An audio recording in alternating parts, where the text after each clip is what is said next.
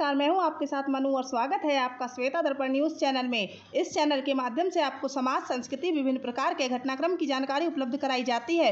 अगर आपको हमारी वीडियोस पसंद आती हैं तो हमारे चैनल को लाइक करें, शेयर करें और सब्सक्राइब करें। ब्यूरो चीफ लखनऊ से कोमल की रिपोर्ट। देश के लिए जान देने वाले सबसे कम उम्र के क्रांतिकारी इतिहासकारों के अनुसार वो स्वतंत्रता संग्राम में अपने प्राण को न्यौछावर करने वाले सबसे कम उम्र के क्रांतिकारी थे बाजी राउत। बाजी राउत का जन्म उड़ीसा के ढेंकनाल में 1926 में एक नाविक परिवार में हुआ था। बचपन में ही उनके पिता का देहांत हो गया था। इनकी माता ने नेपाल परोस कर बड़ा किया। रोजी रोटी के लिए वो आसपास के घरों में काम करती या फिर खेतों में मजदूरी करती। वैष्णव चरण पटनायक लोकप्रिय नाम वीर वैष्णव ने एक प्रजामंडल नाम का एक दल बना रखा था।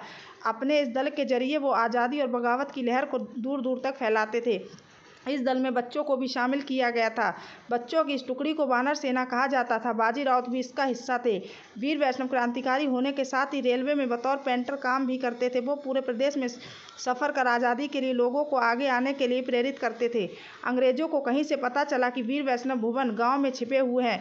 ब्रिटिश सैनिकों ने तुरंत दबिश दी और वीर वैष्णव वहाँ से भागने में कामयाब हो गए। सैनिकों ने गांव वालों को खूब प्रताड़ित किया, लेकिन किसी ने भी मुंह नहीं खोला।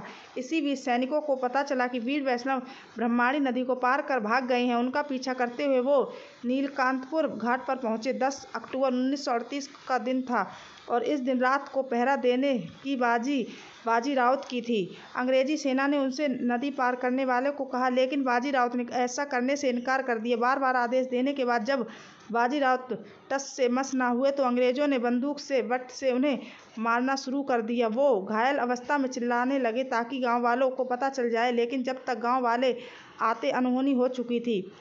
क्रूर अंग्रेजों ने उन पर गोली चला दी और उसकी वीरोचित मृत्यु हो गई। गोली की आवाज़ सुनकर तेजी से गांव वाले आए। वो बहुत ही गुस्से में थे। उन्हें आता देख अंग्रेजी बाउत की नाव लेकर भाग खड़े हुए। वीर वैष्णव उनके शव को ट्रेन से कटक ले गए और उनकी शव यात्रा बड़े ही धूमधाम से निकाली गई। छोटी सी उम्र में देश के लिए जान देने वाले इस वीर बालक की शव यात्रा सैकड़ों लोग शामिल हुए।